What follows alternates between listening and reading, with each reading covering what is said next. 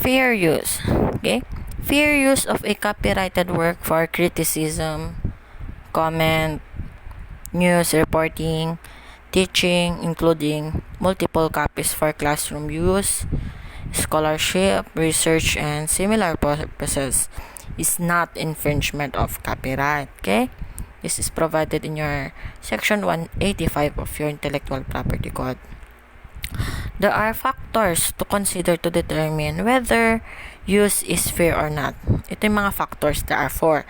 Kindly write the following. 1. Purpose and the character of the use. Okay? Number 2. Purpose, for example, lagay natin.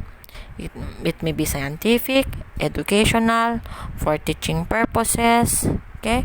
Governmental use or public use, ganyan. Number 2, nature of the copyrighted work, okay? Number 3, amount and substantially of the portions of the use, okay? For example, nasunog yung libro na National Library, portion lang naman. You cannot just mere photocopy it na basta-basta lang, okay? But however, there are certain rules in case of replacing the copy that is lost, destroyed, or rendered to be non-usable. We already mentioned that. Okay, number 4, effect of the use upon the potential market of the copyrighted work. Okay? Decompilation. Ano yung decompilation? In decompilation, a decompilation may also constitute fair use under the criteria enumerated above or yung enumerated kanina, to the extent that such decompilation is done for the purpose of obtaining the information necessary to achieve interoperability. Interoperability is the ability of a system to work with or use the parts or equipments of another system, okay?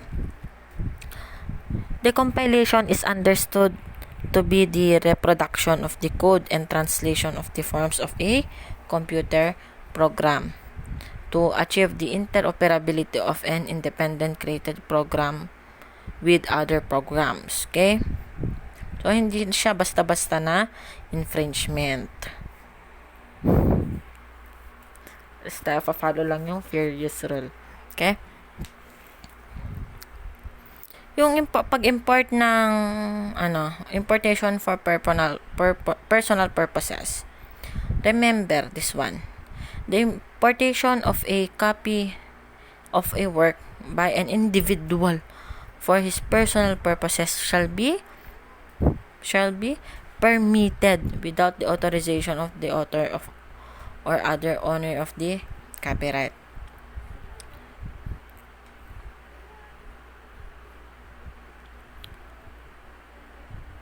Next, infringement. How is it made? Okay? Paano ba nangyayari ang infringement? How made? Okay? When there is there is a piracy or substantial reproduction, then there can be an infringement. If so much is taken that the value of the original work is substantially diminished, or the labors of the original author are substantially and to an injurious extent appropriated by another, then that is an infringement. Ito, nahanap ko na. Yun yung case ng Habana versus Robles, GR number 131522. Okay? A person infringes a right protected under this act when 1. Okay? There are 3. 1. When they themselves directly commits the infringement. Number 2, when they are benefited. Okay? Pag siya daw mismo gumawa, o kaya pag na-benefitan siya sa infringing activity. And number 3, with knowledge of the infringing activity. Pag siya daw gumawa, pag may benefit siyang na-receive, kaya pag may knowledge siya doon sa infringing activity, pero hindi niya ni-report ito. Ano ang remedies mo pag may infringement? Okay? Pag author ka, anong remedies mo? Number one, there are a lot. Pero these are the general. Number one, to file an injunction. Okay? Injunction is an action used to stop or to prevent the infringement.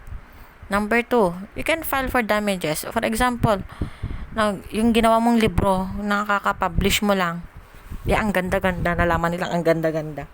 Ngayon, yung kapitbahay nyo, pina-photocopy niya ng 100 copies.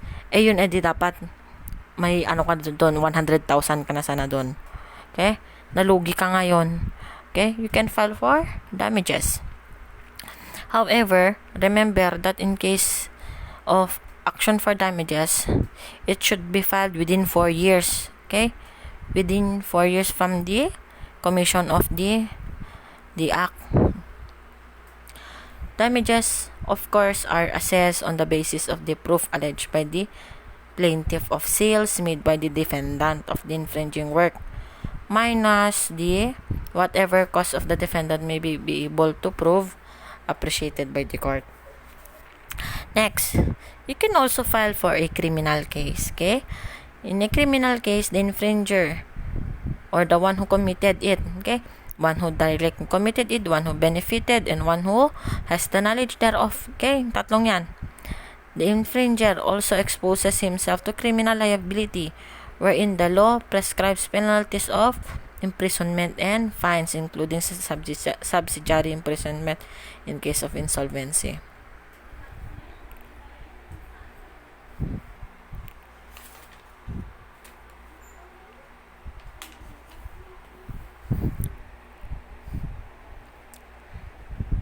So, that ends our lesson.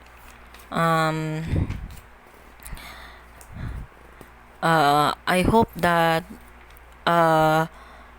you enjoyed listening to the short discussion, and kindly we are now finished with copyright.